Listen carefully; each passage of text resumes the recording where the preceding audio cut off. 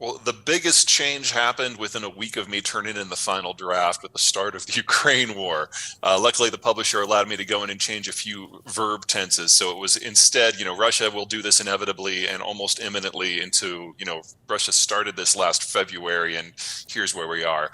Uh, the key thing to remember, though, is that the prediction of the Ukraine war wasn't just from this book, it was from previous books as well. And when you have deglobalization really kick in, it's only one of three conflicts. So we do have two others that are just around the corner that are going to be just as disruptive. Now that the United States is no longer in the Persian Gulf in any meaningful way, the Saudis and the Iranians are edging ever closer to a direct fight, and that's going to catch half of the world's globally traded oil in the crossfire. And then whether it's because the Chinese lash out or implode, we're going to have another conflict in the East Asian Rim with the Chinese and the Japanese being the primary belligerents. And then that's the end of global manufacturing as we understand it. Well, let me give you the punchline first. This is China's last decade as a coherent nation state. So we're going to be very soon talking about Chinese weakness and the effect of China's disintegration. But let me give you three big reasons. First of all, like that chapter that you quoted, there is nothing that is made in China that can't be made anywhere else. And because their demographics have been aging so aggressively for so long, their labor costs are now about 3 times what the labor costs of Mexico are.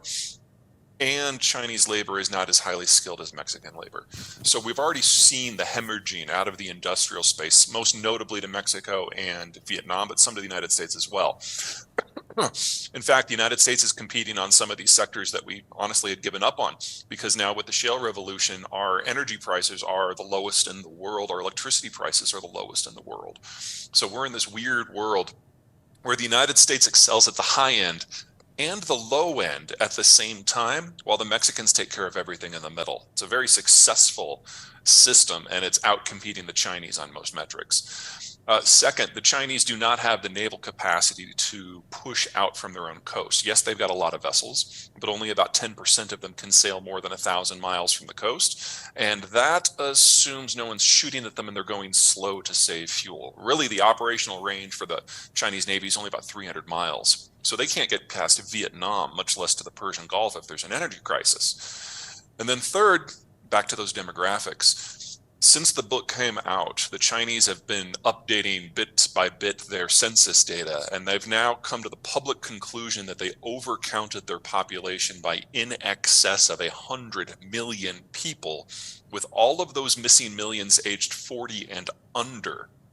If that is true, and I can't imagine that they'd be bad-mouthing themselves to make themselves look good. I mean, the logic of that's weird.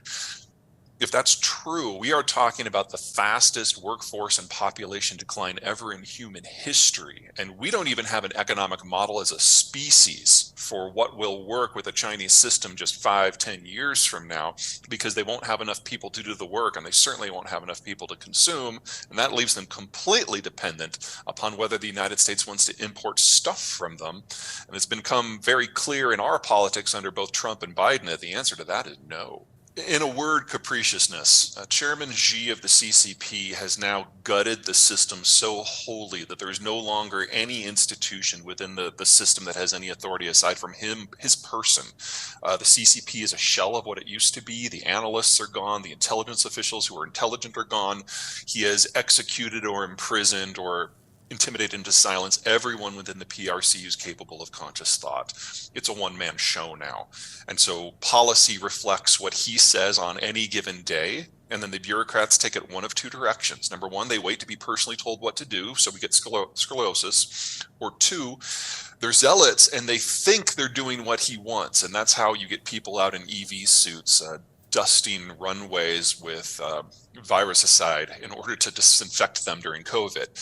So the ability of this country to carry out functional policy is now gone. And it's down to the whims of one man with a bureaucracy that doesn't know what to do with that. We're seeing organizational failure in real time.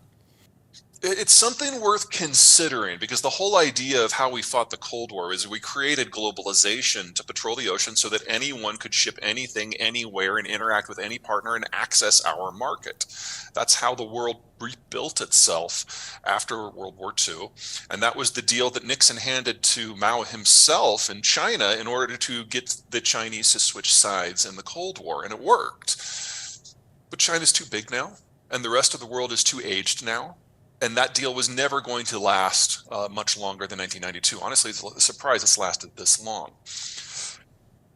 Xi, as the leader of a one-man state, theoretically does have the power to completely change course. But the sacrifices that China would have to give to the United States economic and strategically to attract American interest in some sort of New Deal, I don't see that happening. We're going through our own period of isolationism here in the United States, and China bashing has become a very strong bipartisan point of agreement in American politics. It's one of the few.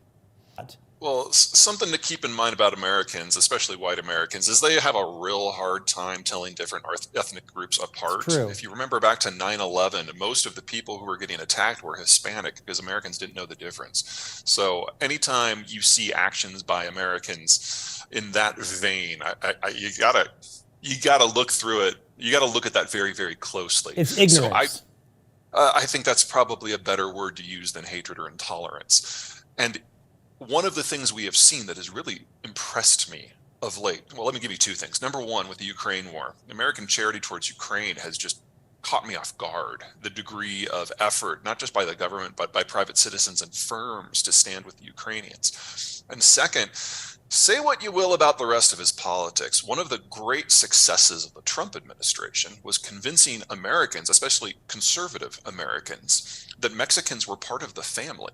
So we are capable of these huge leaps forward in terms of social unity, and we usually don't even acknowledge it until 30 years later.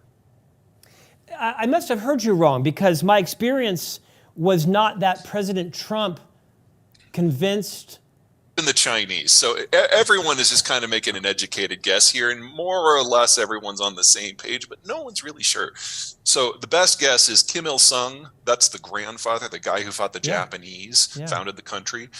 When he passed on and the power went to Kim Jong-un, or Kim Jong-il, this guy, the crazy one.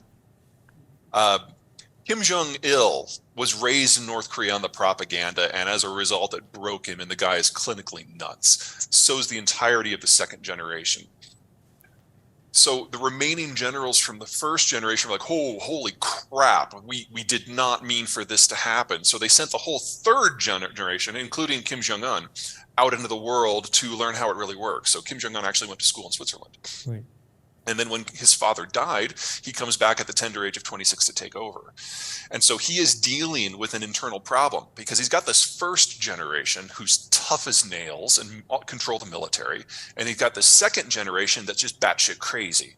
And so he's trying to figure out how he can winnow the ranks down without triggering a civil war. And his solution was to beat his chest a lot to satisfy them all.